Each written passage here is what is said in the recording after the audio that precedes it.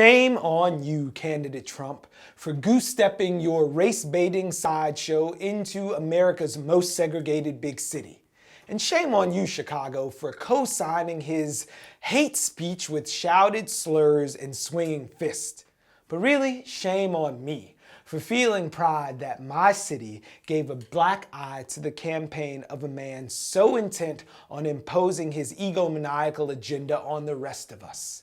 The candidate has proven himself to be a raging Rorschach test for our collective psyche. A teller of hard truths or a demagogue and carnival barker. It's all the same picture. Over the last 8 years, a bitter brew with a uniquely American vintage has been steeping in this country. And I'm sorry, Barack, yes we did. And no, you couldn't. You couldn't heal the divide on the aisle in the House and the Senate any more than you could those at the Emmanuel African Methodist Episcopal Church in Charleston. Really, how could you have? Change isn't as easy as hanging an under new management sign on the front of the White House. That's like saying Lincoln freed the slaves. It may be factually accurate, but for real? Yes, America fulfilled some of its promise by electing the American-born son of a Kenyan national to the highest office of the land. But the unmasked animosity and just plain shade thrown at the man and his family is proof of an unspoken American maxim. If it ain't white, it ain't right. But in so many words, he is saying it out loud in front of God and thousands all too happy to raise their right hands in solidarity to both the message and the messenger. Mexican, build a wall. Muslim, lock the doors. White supremacist, oh, sorry, I couldn't hear you.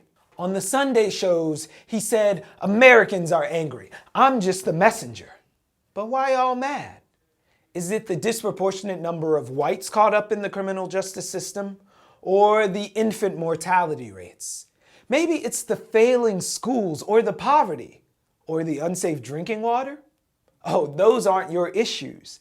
Could it be that in a nation that's undeniably turning a majority minority, membership is losing some of its privileges for those who thought it was simply enough to be born white? An entire swath of citizens is now learning about those bootstraps that so many of us have been tugging at for so long. They are learning that even if the shoe fits, you may still find yourself hobbled. But you may also find a voice speaking to your concerns, a siren song for the afraid that assures we can be great again. So maybe Trump is the president that we deserve. If nothing else, he's shown you who to cull from your Facebook friends and exposed us for who we really are and where we really stand. From the Pilgrims landing on Plymouth Rock and the necks of America's First Nations, to Brother Malcolm's retelling of that rock's trajectory, this country has always been fueled by the blood of many for the benefit of the few. Political history will reveal if Chicago 2016 reverberates like Chicago 1968. But for me, it'll be a before and after moment. We all know what came before. Now let's decide what comes next. I'll see you at the polls.